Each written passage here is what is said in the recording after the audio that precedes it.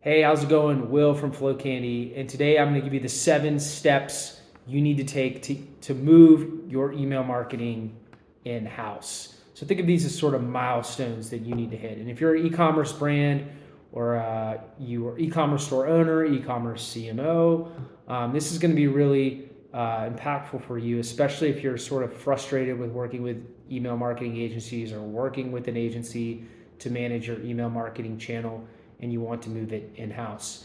So I've helped a couple brands do it over the past couple years. So I'm going to sort of share my experiences on that.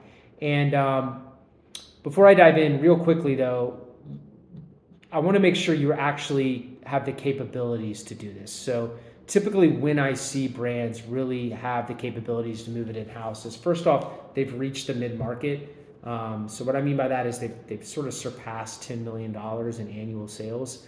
At that level, they typically have the budget to actually make the key hires that I'm going to recommend in a second to be able to do this. And then secondly, they've probably already gotten some traction in email marketing a little bit. And so they have a calendar, they have flows, and so they have like sort of a workflow sort of established, and they're running into issues with an agency. So it actually sort of makes sense from a workflow perspective to move it in-house. So make sure you have sort of those boxes checked.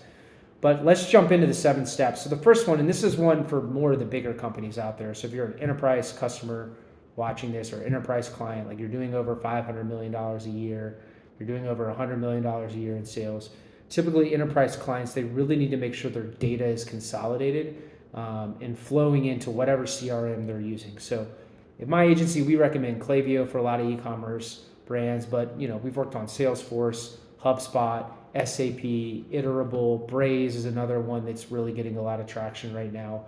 And I think if you're an enterprise customer, you really need to make sure the data is coming into those CRMs correctly. Not only all the data, like you're getting all your sort of data channels and data streams flowing into the CRM, but they're coming in standardized in the right formatting. And a lot of energy needs to be put into this before you can do anything that I'm about to recommend.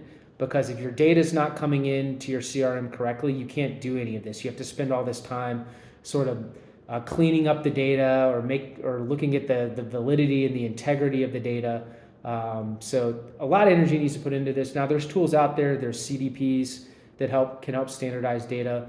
A lot of companies are now using like big data lakes, apps like Snowflake and stuff like that can help you sort of bring all this data in and sort of propagate it across different tools you're using.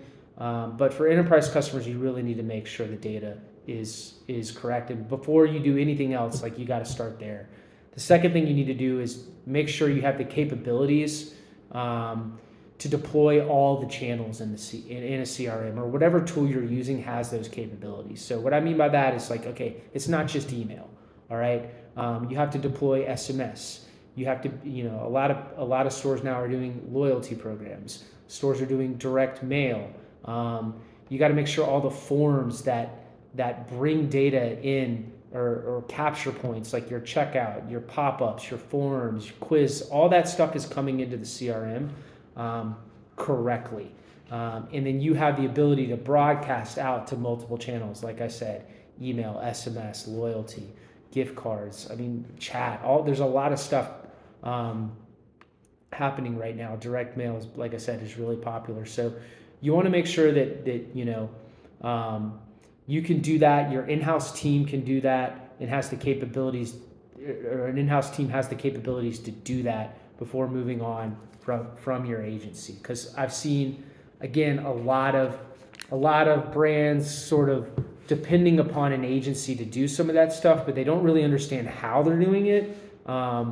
And again, you need to make sure that before you cut ties with an agency, that you have the ability to do that in your current CRM. All right, so those two are really important, especially for the larger brands. Now let's get into some more blocking and tackling here. So before you move on from an agency, you want to make sure your flows are set up correctly. You have a lot of the automated or what we would call foundational flows, stuff like abandoned checkout flow, pre-purchase flow. You want to make sure that's all set up, working correctly, It's optimized as well. If you're already paying for this agency, like go ahead and just get it all done and optimize. Optimize to me typically means that, hey, it's accounting for 5 to 10% of your sales. Sometimes it's even way more than that, but I think for most brands, you can get to probably over 5% of your sales. Again, your entire digital marketing or e-commerce revenue sales coming from automated flows or autoresponders or whatever you might call it. In Klaviyo, the one we recommend, it's normally called flows. The next one is campaigns. So these would be like newsletters. They're also called broadcasts and other CRMs, but we recommend, again, that you have that campaign calendar like pretty solidified. You understand it. You've had a couple months, if not quarters, if not a year of consistently sending out that campaign calendar. Your team understands it before taking that burden on from an agent, because there's a lot of work that goes into that. Managing the email campaign calendar, it's a huge undertaking. And if you need to understand what that is at a high level before you can, again, move that in-house from an agency, because that's a lot of times that's where they're spending a lot of their energy. So you want to have that pretty dialed in. You want to understand that. You want to have clear systems that sort of communicate the campaign calendar to different stakeholders on the team. And again, you want it to be pretty optimized. And optimized to me, again, same rule of thumb here, 5 to 10% of your revenue is coming from these campaigns. Again, sometimes it can be way more. I'm just looking for that sort of low bar there, like, okay, are you generating 5% of your e-commerce sales from email campaigns or broadcast newsletters? Okay, now this is when it gets a little bit more exciting. So when you move on from an agency, all right, you're gonna have to now make some key hires. The nice thing about an agency is they have a lot of these people in-house, and you're getting access to their org chart at a much cheaper rate. So they have full-time designers, they have full-time copywriters, they have full-time developers, they have project managers or strategists on their team. So you don't have to go out and hire them, and you can get them at sort of a discounted rate. But if you're going to move on from an agency, you're going to have to now onboard those people onto your org chart, or have some sort of fractional agreement where you can sort of take on that bandwidth that the agency is fulfilling. And so yeah, you need to make a couple key hires. So normally what I recommend brands do is, the first thing I would recommend is like a hybrid role. So this would be maybe still working with an agency or some more budgeted agency that can do a lot of the design and copywriting and development, but they're not doing so much of the thinking. You have now hired a retention specialist or a lifecycle manager, analyst or something like that, but somebody pretty high level, has a pretty good background in email marketing or CRM, and probably college educated, not necessarily, but typically that's where I see a lot of these, a lot of those people have this background, and it depends. You could hire somebody entry level in the US or UK or Australia or something like that, around 50 grand. And I've seen this role even be like upwards of 150 grand a year in salary. So that's sort of the range you're looking for. But this is like the first key hire you need to make. It's like a real strategist or someone who really understands reporting, digital marketing, email marketing.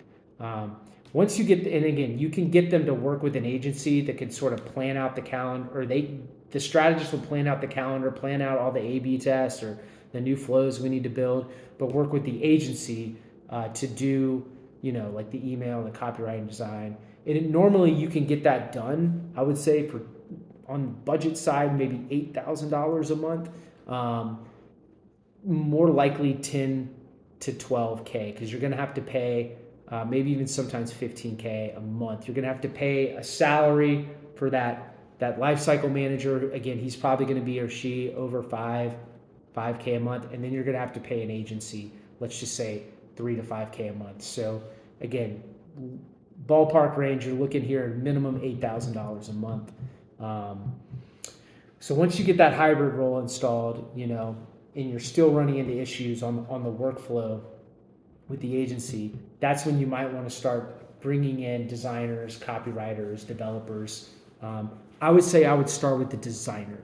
That would probably be the first hire after that lifecycle manager specialist or that sort of retention marketing specialist, because there is a lot of energy that goes into the design, especially if you're a more elevated brand. So yeah, after that, probably copywriter, developer. And again, you can share these resources across your marketing team or across your entire team. That doesn't have to necessarily be dedicated to email, but you want to make sure that they at least have enough bandwidth to be able to deploy that channel. So that's sort of what the team looks like at scale. And again, it might take you a couple months and quarters to get that fully installed. But again, like I said, typically, if you're under $10 million a year, like you don't have the budget necessarily to do that. But these brands, what's the 20, 50, $100 million, they start to have the cash flow to be able to go and spend 10 plus K, 15 plus K, 20 plus K a month to sort of make these hires in the email marketing channel. So that's the team. After you get the team installed, you're going to want to get systems installed. And if you get like A-player team members on the team, on the org chart, you don't need to spend a lot of time, I would say, building SOPs and stuff like that and making sure they follow it exactly like this. Because again, A-players a lot of times will sort of self-police that stuff themselves. But you do want to have I would say you do want to have standardized checklists and standardized systems around how you're doing campaign calendar planning, how you're sending out campaigns, how you're doing flows, particularly on the quality control side. Quality control with email, a lot of people I don't think realize how tough it can be. It's not just checking grammar and stuff like that. It involves checking file size and what it looks like on dark mode, or is the message getting clipped, or what does the message look, or what does the campaign look like on Outlook versus Apple Mail versus Gmail. And these are, again, more granular sort of systems you'll need to set up. That, again, if you're working with an email marketing agency, a pretty well-known one, a lot of them will have these systems already installed. And again, we give away all our systems for free. We give them to our clients. When they're like, hey, I want to move in-house, we will literally provide them with a new campaign checklist or a new flow checklist. But if you don't have access to that, you'll definitely want, again, to make sure your brand or you don't damage your reputation and you keep design quality consistent across sends, you're definitely going to want to build systems after you get sort of the team installed. So that's the sixth step. And the last step, and this gets more advanced, is you're going to want to learn how to pulse. And so what I mean by that, I've heard other people call it the cadence, the rhythm. You're going to want to set up sort of systems that allow your team to communicate effectively. And this is, again, where a lot of stores I see struggle with this, because they don't have a lot of good experience setting up management systems and just setting up communication procedures. And again, a lot of more scaled up agencies will have this sort of set up. And so what I mean by that is setting up daily huddles if you need to, or having a weekly marketing call or a weekly email marketing call with a set agenda where you're reviewing the calendar. You're talking about, hey, what are the priorities this month? You're looking at the reporting and you're being like, okay, this number is down. What are we going to do about it? Or this number is looking pretty good. Maybe we don't need to focus on that. Reviewing blockers and challenges and issues, because all of this is going to come up. And from my experience, what really sets an email marketing, what really makes a thriving marketing department is not necessarily they have really good copy or they have really good design. It's more of the process that they use week in and week out to communicate and get better and better and better and better. And that's what I would call pulsing. And I think that's sort of the last thing you need to set up. And it's true for email. It's true for any department that you have really in your organization. You need to learn how to pulse. You need to learn to set a culture around how you guys work, how you guys communicate, how organized you are, like what you prioritize, what you don't prioritize. And I found that I've had to spend, um, a lot of time with the organizations where I've helped move it in house. Like they weren't aware of like the systems and the pulsing. They were more focused on the team. Like who do I need to hire? Who do I need to hire? They were approaching it more like that was like the silver bullet they need. But the reality is like even when you hire those people, you're gonna need to set up systems. And you're gonna need to like set up this pulsing cadence, this process, and this culture of just getting better every single week. And that's really the hard part. Because again, a lot of agencies, especially if they're kind of scaled up, they have that set up because agencies are a very people heavy business, and they've learned how to set these systems up, while some e-commerce brands not so much. It's more of like a cash flow inventory management business. But anyway, those are my 7 tips. So make sure your data is set up. Make sure all the channels are integrated and you have the ability in your CRM to deploy all different channels. Get your flows optimized, get your campaigns optimized, and then start making those critical hires. Get the team right, install systems, and then learn how to pulse. If you can do all 7 of those steps, you'll build a thriving email marketing department.